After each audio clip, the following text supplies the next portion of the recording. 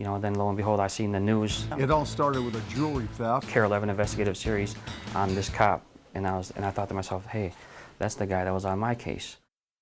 A St. Paul man sitting in prison sees a Care 11 investigation and uses it to help clear his name. Here is investigative reporter A.J. Legault with Tampered Evidence. I was innocent. I knew I was innocent. Our investigation starts I got set up by the police. with that damning claim from a Minnesota man sentenced to prison for years. Yep, 60 months. 60 months. That's a long time. Yeah. 42-year-old Ben Hill is quick to acknowledge he's made mistakes. So I know that I'm not allowed to have any guns. I know the consequences. I don't play around with guns. There's DNA evidence, however, that seemed to prove otherwise. In 2010, the Ramsey County Sheriff's Office served a search warrant on his parents' home, investigating a reported burglary where Ben was their suspect. So down here is where they found the gun. In the basement, in a filing cabinet, in a case, they found a handgun. Ben owned a successful business, a pizza shop in this building, which was also searched. They found a gun in the basement of the pizza shop. Ben was arrested, booked into the Ramsey County Jail. My name is Tom Rudnick. I'm an investigator with Ramsey County Sheriff's Department. Search warrant for your DNA. Investigator Thomas Rudnick recorded the interview when he showed up with a search warrant for Ben's DNA. Take one of these tips, put it in one side of your mouth, switch it around for a couple seconds. Am I being charged or something? Yeah, you more than likely will be charged with felony theft, burglary, and possibly possession of a handgun by a felon.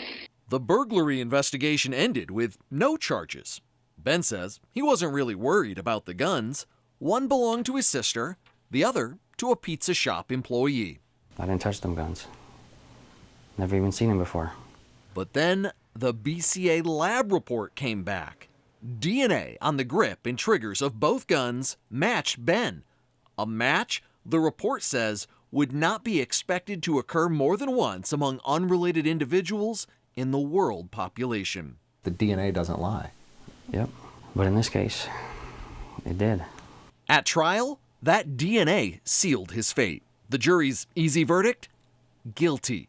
Ben Hill became DOC inmate number 240626. Here's where that seemingly open and shut case takes a bizarre twist. In 2016, a Care 11 investigation exposed how the lead investigator on this case that sent Ben Hill to prison belonged behind bars himself.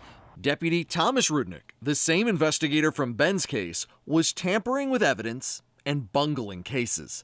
After he retired, it was discovered he'd let actual thieves walk free, while he took evidence he seized, like this jewelry, and pawned it himself, caught on camera, lining his own pockets at the expense of victims, like David Bellis.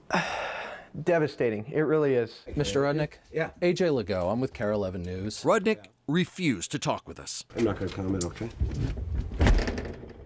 When investigators served a search warrant on his home, they found he'd hung on to all sorts of evidence.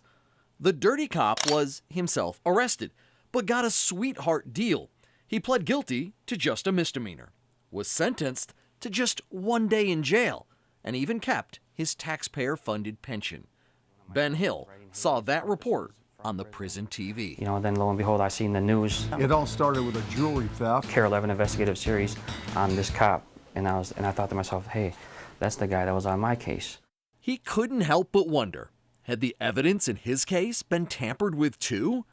After serving his time and getting out, Ben hired attorneys Paul Applebaum and Tom Hagler to try and clear his name. Here's an example of... Hagler discovered doctored records and major holes in Deputy Rudnick's chain of custody for the DNA swabs and the guns in Ben's case. His stories, his web of lies started to fall apart. You're claiming he took the DNA that he collected from Mr. Hill and then wiped it on the guns? Right. This was a complete frame job by Mr. Rudnick against Mr. Hill. Is that true? Our search for answers took us to a small town in Michigan's Upper Peninsula. Former Deputy Rudnick had moved out of state. We tracked him to this house, where his name is scrawled on the outside. We heard him hollering from the back for his dog. so called out. Hey, Mr. Rudnick, are you home? I'd like to talk with you about the DNA in the Ben Hill case. He apparently went inside and wouldn't come out when we knocked. It appears he is not going to come talk with us. However, in a court hearing in Ramsey County to decide if Ben Hill deserved a new trial, Rudnick was asked if he planted DNA. He responded, "No, I did not." But Judge Judith Tilson didn't buy it and issued a bombshell ruling.